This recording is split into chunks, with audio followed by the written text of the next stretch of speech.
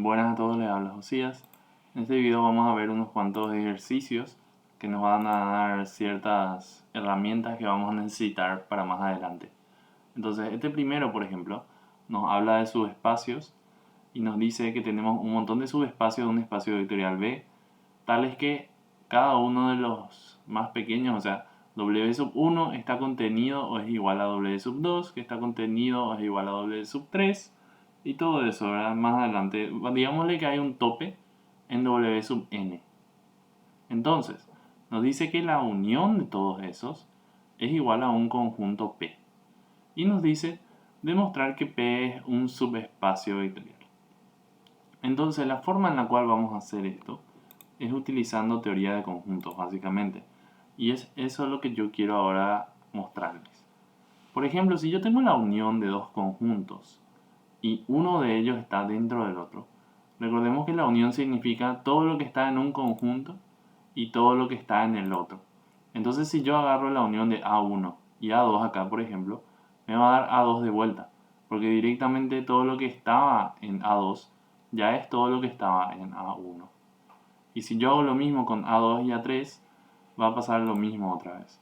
Básicamente, la unión de un montón de conjuntos que están uno dentro de otro es directamente igual al más grande de ellos. De la misma forma, si hablamos de la intersección, ahora por ejemplo vamos a hacer la intersección en este color. Digámosle, yo quiero la intersección de A2 y A3. La intersección de A2 y A3 va a ser solamente A2, porque la intersección es todo lo que hay en ambos conjuntos a la vez. Entonces no puede ser esto que no está dentro de A2. A su vez, si yo hago la intersección de A2 y A1, lo único que voy a tener va a ser lo que está acá adentro, dentro de A1, porque eso es lo único que está dentro de A1 y A2 a la vez. Entonces, para la intersección es el contrario, es el conjunto más pequeñito de todos ellos. Y bueno, por último, para conjuntos que no están unos dentro de otros, si nosotros hacemos la unión, simplemente tenemos que recordar que tenemos que tener todos los elementos de cada uno de estos conjuntos. Estén o no en una intersección, tenemos que tener todos estos elementos, ¿verdad? Entonces, sí o sí, por más que este está fuera de todos ellos, ¿verdad? Igual está dentro del conjunto de la unión, porque la unión agarra todo lo que hay dentro de un conjunto u otro. Y bueno, básicamente de esa forma vamos a responder a estas preguntas de acá. Nos dice, demostrar que P es un subespacio vectorial. Si P es la unión de un montón de conjuntos, donde uno está dentro del otro, sabemos que la unión nos va a dar el más grande de ellos. Entonces esto va a ser igual a W sub n. Y como sabemos que estos son subespacios, entonces P es un subespacio al ser igual a W sub n. Entonces de esa forma ya demostramos que P es un subespacio vectorial. Obviamente esto hay que escribir, hay que explicar, ¿verdad? No es que nosotros podemos dibujar esto y decir ya está demostrado, ¿verdad? Pero bueno, es un inicio para esto de acá. Luego, para el segundo ítem, vamos a utilizar esto que está acá. Nos dice, supóngase S sub i genera W sub i. Entonces demostrar que S, que es la unión de todos esos elementos, de todos esos conjuntos S sub i, genera a P. Y bueno, de ahí tenemos que decir ciertas cosas nomás. Primero que nada es que S sub i va a estar contenido dentro del conjunto S, que es la unión de todos ellos, ¿verdad? Y eso nos hace saber que S sub n va a estar contenido dentro de S. Pero S sub n genera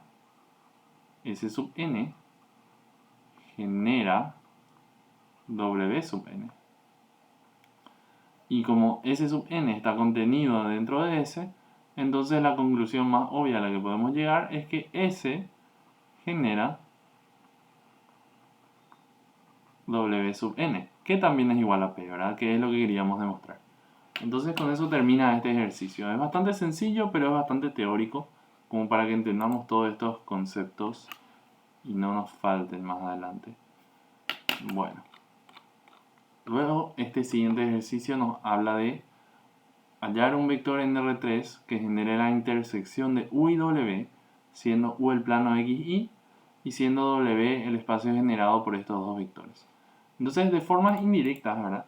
Nos está dando acá básicamente los vectores que generan U y los vectores que generan W. ¿Por qué los vectores que generan U? Porque si yo descompongo esta expresión de acá, en esta expresión de acá, puedo ver que básicamente me está dando, bueno, el vector 1, 0, 0 y el vector 0, 1, 0 generan este espacio U. Básicamente eso me está diciendo. Y también me da la expresión de W. Yo voy a hacer voy a utilizar dos formas para hallar las ecuaciones implícitas.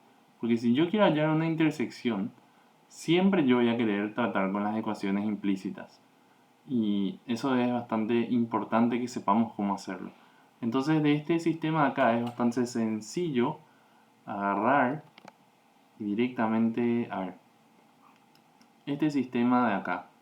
Si yo lo escribo de esta forma se vuelve bastante obvio, ¿verdad? Pero básicamente para que este sistema tenga solución, sí o sí hay una condición que se tiene que cumplir. Y esa es la ecuación implícita.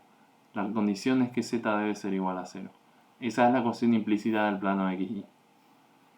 Luego, para el siguiente caso, vamos a utilizar otro método. El otro método es, en vez de escribir este vector como combinación de estos dos, vamos a tratar de reducir o eliminar este vector con estos dos vectores que nos da, que generan el espacio W.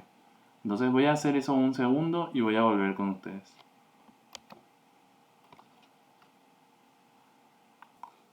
Bueno, ahora que ya escaloné este sistema, básicamente la forma en la cual podemos asegurar que este vector x, y, z genérico sea una combinación de este vector y este vector es que al escalonar estos tres vectores, este de acá se elimine, ¿verdad?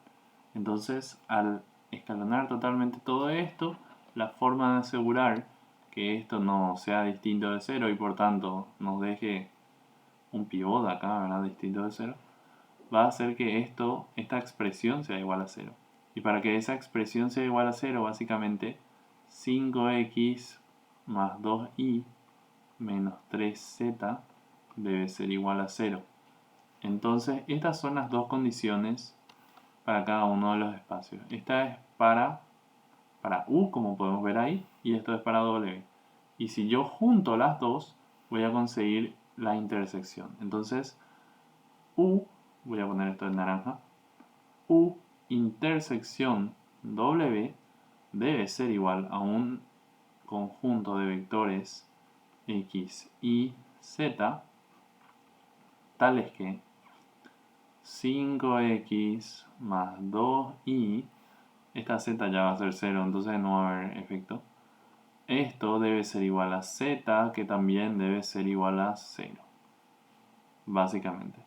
Y esto es para todo valor de y, básicamente, pero vamos a tomar directamente esta expresión. X, Y, Z pertenecen a los números reales.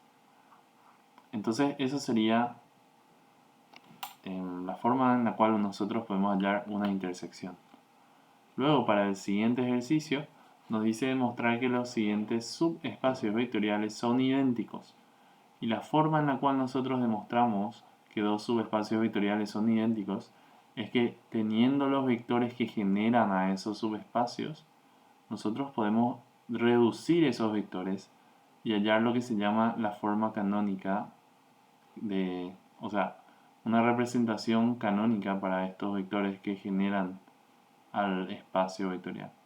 Entonces vamos a reducir estos vectores y si esas dos formas reducidas son iguales, entonces básicamente estos espacios también son iguales. Voy a hacer eso momentáneamente un segundo y vuelvo con ustedes de vuelta. Bueno, volví después de reducir estos dos conjuntos de vectores. Como pueden ver acá, cambié un poquito el orden de estos vectores de acá. Eso no nos afecta porque lo que nosotros queremos es la forma reducida al fin y al cabo. Entonces, sea cual sea el orden en el cual empiecen, de cualquier forma van a terminar en esto cuando consigan la forma reducida. Y hay que recordar, la forma reducida o la forma canónica en la cual nosotros queríamos dejar este conjunto de vectores es una tal que tiene los pivotes iguales a 1, ¿verdad? En cada una de las filas. Y eso es lo que obtuvimos acá. Y como podemos ver, estas dos formas canónicas son equivalentes porque acá ya tienen solamente dos filas que son distintas de 0 Y también, como podemos ver, estas filas son iguales. Entonces, podemos decir que estos espacios, estos subespacios son idénticos. Entonces, ¿qué es lo que yo necesito para hacer un ejercicio como este? Necesito una representación que básicamente tenga a los vectores que generan a los espacios. Yo no puedo hacer esto solamente con la ecuación implícita, como hacíamos en el caso anterior. Necesito hacer con los vectores que generan. Sin embargo, cuando yo quiero una intersección, necesito la ecuación implícita. Entonces, de ahí viene la importancia de manejar esos conceptos. Espero este video les ayude y con eso terminamos todo lo de esta semana.